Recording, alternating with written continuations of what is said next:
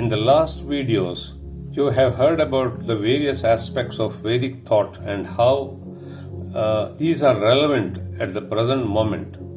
The most pertinent question in the present context is how to change the society, how to bring about paradigm changes in order to protect ourselves from the impending devastation of this planet. What is urgently needed now is self-transformation. Historically, Western civilization and culture fostered the ideology of social transformation leading to self-transformation. Vedas do not subscribe to the sociocentric view. The emphasis of Vedas is on self-transformation, which results in social transformation. Today, mankind suffers from a self-inflicted wound in the form of a pandemic of COVID virus. Man is yet to realize that he only invited this backlash from nature because of his excesses and wrongdoings. Except human being, all the subhuman beings in nature never violated the natural laws and rhythms. It is man who has become the architect of this inevitable disaster. His negative qualities like unbridled desire, which is kama, aggression and violence, which is krodha, greed means lobha, infatuation means moha, egoism is mada, and jealousy, which is matsarya. In Vedic terminology, these are collectively called as Harishadvargas, the 6 enemies. Although these negative energies are intrinsic and inherent in the cosmic design to run the drama of samsara, man has deliberately exaggerated these traits to fulfill his hedonistic urges and appetite, and thereby has fallen. As a consequence of this, now we suffer from a civilizational disorder. Also, our modern psychology, being heavily influenced by the 19th century classical physics, has not shown us the path to rescue ourselves. This is because of its mechanical orientation to explain human behavior. At this crucial hour, Vedic recipe and prescription can heal our sickness and also preempt the impending destruction of our Mother Earth. This prescription is for self-transformation via transmutation of our 3 major mental faculties. These are thinking, feeling, and acting.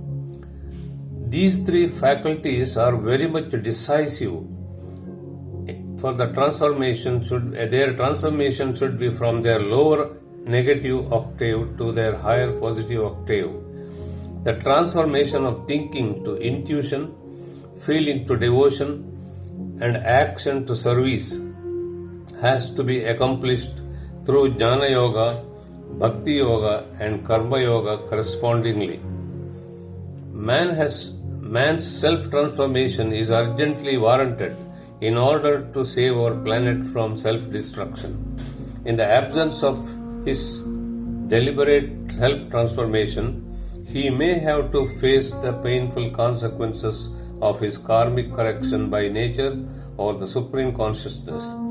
The 3 yogic disciplines for self-transformation mentioned earlier converge at a higher state of consciousness and finally result in the realization of one's own identity or Jivatma with the whole to Paramatma.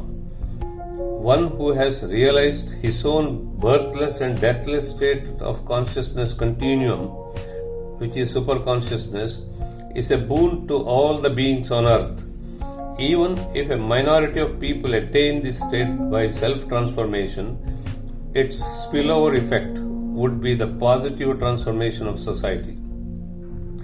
The impact will be on the civilization itself. Our barbaric civilization would change from extremes to moderation, indulgence to self-imposed restraints, hatred to love and compassion, competition to cooperation, self-assertion to self-denial, and turbulence to peace and happiness.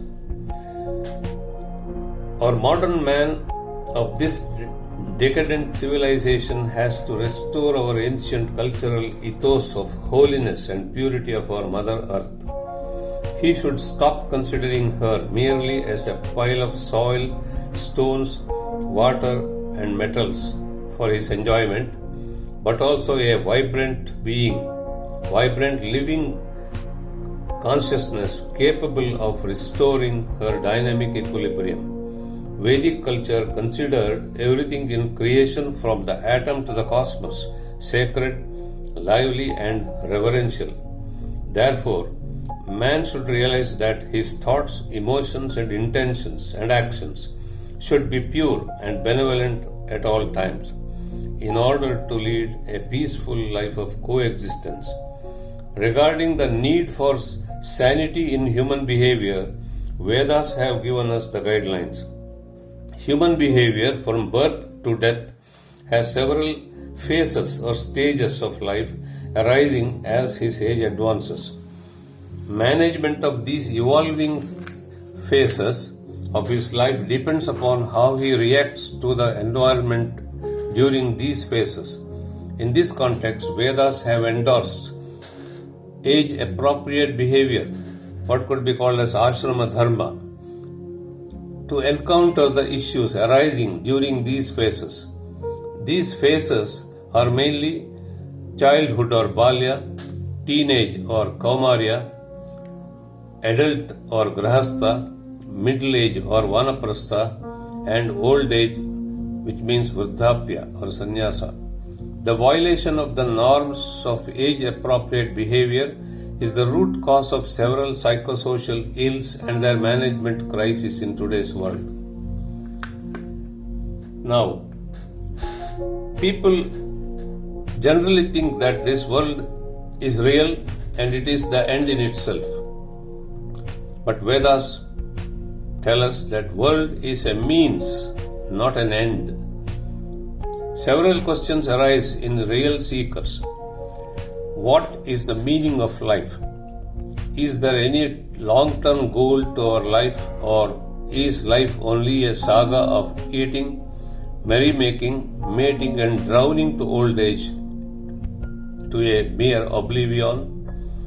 What is birth? What is death? Who am I? Am I confined only to a name, a form and personality which perishes in the flow of time? The answer is provided by Upanishads. Vedic wisdom and guidelines to our life is precise and attainable. We are here in these names and forms with one goal only. It is to realize who we are really. It is to this effect we encounter all the diverse vicissitudes and conflicts of our life. This phenomenal world of ours and our 5 windows of sense perception, which is Sanskrit, Jnanendriyas, and the various Karmendriyas, which are organs of action, are designed by the superconscious Godhead with one purpose only. It is to discover our real eternal self. Similarly, this sensational world of ours is also designed in a similar fashion. We are here to use this world as a means only, not an end, which is our transcendental selfhood. Our inability to grasp these intricate mechanisms of life make us dropouts, or what's called in Sanskrit brashtas, drifting hither and thither with reckless life, indulgence, licentiousness, profligacy, and irresponsibility. Only a foolish person will be lured by this world of psychedelic thrills and bizarre sensationalism. However, it need not be construed that Vedas endorse self-torture and self-abnegation by denying man of his sane pleasures and enjoyments. Vedic dictum is to fulfill these pleasures, artha and kama, within the framework of dharma an intrinsic moral construct, then march to moksha or liberation. Even if one fails to follow these Vedic guidelines, there is hope for his emancipation, but with the thorny and painful path of trial and error. The universality and Catholicity of Sanatana Dharma is evident by this. Let us join our ancient Vedic rishis in invoking Sadguru's grace on all of us.